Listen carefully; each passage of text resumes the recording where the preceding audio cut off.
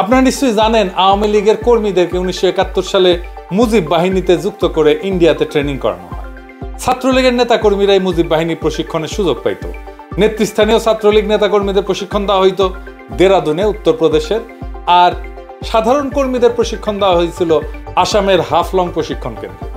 এই দুই প্রশিক্ষণ কেন্দ্র সহ মুজিব বাহিনীর সামগ্রিক কার্যক্রম পরিচালিত হইত মেজর জেনারেল SS উবানের নেতৃত্বাধীন স্পেশাল ফ্রন্টিয়ার ফোর্স এবং রয়ের তত্ত্বাবধানে। এখানে শুধু অস্ত্র চালানোর প্রশিক্ষণই দেওয়া হতো না, রাজনীতি প্রশিক্ষণ দেওয়া হইতো, বাংলাদেশ রাষ্ট্র হিসেবে কেমন হবে সেইটার প্রশিক্ষণও দেওয়া হইতো। মুজিব বাহিনীর স্যার উবানের সাথে বসে আছে। তারা তাদের পিতৃপ্রদত্ত নামটাও বদলায় ফেলছিল। শেখ মনির নাম ছিল মনি দে, তোফায়েল আহমেদের নাম ছিল PK রায়, আব্দুর রাজ্জাকের নাম ছিল রাজেন্দ্র, আর সিরাজুল আলম খানের নাম ছিল সরোজ কুমার। আওয়ামী লীগের যে মুখপাত্র ছিল বাংলার বাণী, সেটাও কলকাতা থেকেই ছাপানো হইতো প্রথম। টেকাও দিত এই এই মুজিব বাহিনী পরে রক্ষী বাহিনীতে রূপান্তরিত হয়। 111-এর জেনারেল মাসুদউদ্দিন চৌধুরী রক্ষী বাহিনী থেকে আসা। এই মুজিব বাহিনী বাংলাদেশের রয়ের প্রশিক্ষিত প্রধান রাজনৈতিক শক্তি। বিজেপির যেমন RSS, ঠিক তেমনি বাংলাদেশ আওয়ামী লীগের মুজিব বাহিনী। মুজিব বাহিনীর সদস্য কে ছিল সেটা দিয়ে বুঝতে পারবেন আওয়ামী জামানায় কার কত পাওয়ার ছিল।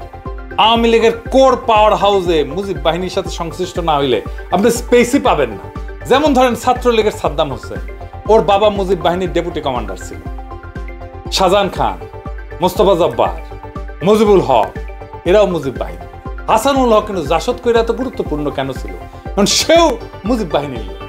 এই মুজিব বাহিনী জাসদে রূপান্তরিত হয়। এই জন্যই বলা হয় জাসদ রয়ের বিশেষ কোনো পারপাস সার্ভ করার জন্য তৈরি করা হয়েছে। জোকার হামিদ মুজিব বাহিনীর লোক ছিল, সুপ্পু মুজিব বাহিনীর লোক ছিল। হাসিনা মুজিব বাহিনীর বাইরে কাউরে প্রেসিডেন্ট বানাইতো না শেষ দিকে। এই সুপ্পু এখনো আছে, এখনো সে বাংলাদেশের প্রেসিডেন্ট হইয়া এস আলমের কর্মচারী ছিল। গত 3 মাস ধরে মাননীয় প্রধানমন্ত্রীকে সালাম করতে গেলে উনি আমার সালাম দিতেন না। তা আমি দেখতাম যে ওনার চরণের ধুলো আমি পাই না। আমার মিশ্র প্রতিক্রিয়া হচ্ছিল যে উনি কেন আমার সালাম নেন না, না থাক থাক বলে।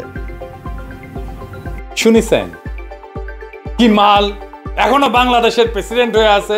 এই হারামজাদার অধীনে আমাদের আগামী নির্বাচন হবে, কি তামাশা। আমাদের পরবর্তী সরকার শপথ নেবে, কি মহা তামাশা। আগামী জাতীয় সংসদের প্রথম অধিবেশনে সে বক্তৃতা দেবে, আর আমাদের নবনির্বাচিত সংসদ সদস্যরা এর ভাষণের উপরে ধন্যবাদ প্রস্তাব আইনা বক্তৃতা করবে। হায় হায়, এই ছিল আমাদের কপালে। সে ছাত্রলীগ করত, সে গর্ব ভৈরা বলে শুনে। আপনি কি রাজনীতি করতেন? আমি জি মাননীয় প্রধানমন্ত্রী, আমি ছাত্রলীগ করতাম। যেই বর্বর দল, যেই মাফিয়া গুন্ডা বাহিনী আজকে নিষিদ্ধ, ওরে 5ই আগস্টে পাছায় লাঠি দিয়া ভাগায় দেওয়া উচিত ছিল। সেটা হয় নাই। সেটা না হওয়ার কি সমস্যা হয়েছে আপনারা পদে পদে বুঝতে পারতেছেন। কোনো কিছু করা যাচ্ছে না, জুডিশিয়ারিতে, না আর্মিতে, না প্রশাসনে, না পুলিশে, কোথাও না। জুলাই সনদ করা যাইতেছে না, সংস্কার করা যাইতেছে না। সবকিছুর পিছনে এই সুপ্পু। এই অন্তর্বর্তীকালীন সরকার কোনো কার্যকর নিয়ন্ত্রণ প্রতিষ্ঠা করতে পারতেছে না। প্রশাসনের উপরে, ব্যুরোক্রেসির উপরে, স্টেটের উপরে, রাষ্ট্রের উপরে এই অবস্থা চলতে পারে না। এই অবস্থা আশু পরিবর্তন দরকার, যেন বিপ্লবের অসমাপ্ত কর্তব্য সম্পন্ন করতে পারি।